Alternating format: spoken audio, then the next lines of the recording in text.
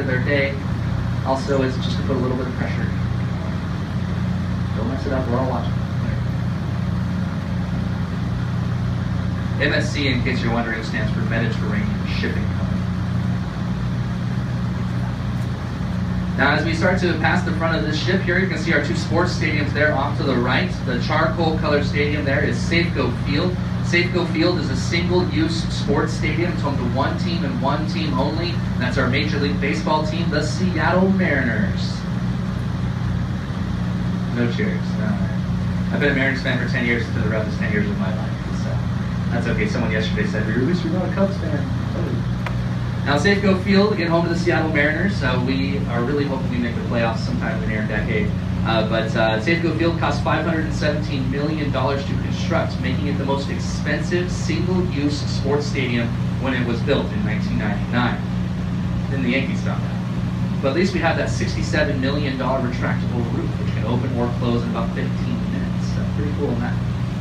The second sports stadium has the white arches and blue roof. That's CenturyLink Field. The season starts on Sunday. Of course, we're not playing here in town. We're actually at 2 away games. They're currently painting the CenturyLink on top of it right now. You can see that. CenturyLink is home to 2 football teams, one being football. Soccer, home to our Seattle Sounders. The Seattle Sounders play for the MLS, and they're the most attended soccer team in the nation, having an average game attendance, get this, of over 40,000 fans. That's 15 to 20,000 more than any other soccer team in the nation. That's pretty cool. If you don't count European teams, we're the second most attended soccer team in the world. That's pretty cool, right? Outside of Europe, not bad. Now the Sounders are in their 7th professional season. They've been to the playoffs every single season. It's home to another team, another football team. That's American football, the NFL team, the Seattle Seahawks, which, if you didn't know, is the world's greatest football team. I don't care what the Patriots say.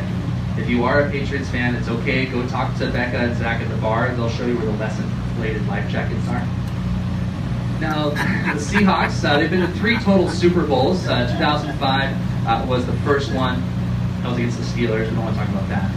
But do I have a Steelers fan right there? Yes. Hey, okay, the life jacket's for you, right? Right here. I'm the one that hands them out, so careful on the booze. Now, the Seattle Seahawks did win to 2 straight Super Bowls, Super Bowl 48 and Super Bowl 49. We won the first one. That was Seattle's first ever Super Bowl victory.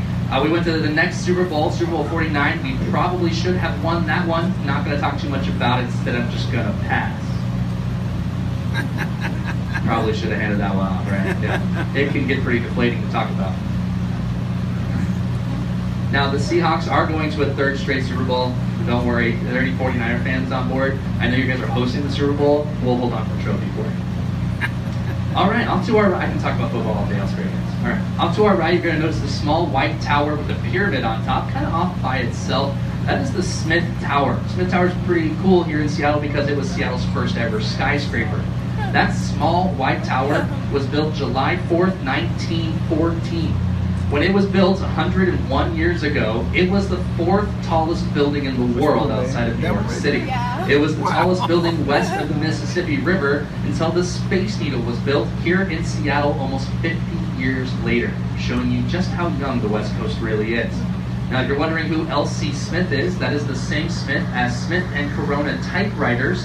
If you're not sure what that is, just ask your parents. Another reference those kids didn't get. It's like an iPad. It's also the same Smith as Smith shotguns, which later evolved into Smith & Wesson. There you go. Now, one of the last things I got to talk about, guys, is Pier 54, home to Ivar's Acres of Clams. If you're looking for a great seafood spot, I have to recommend Ivar's.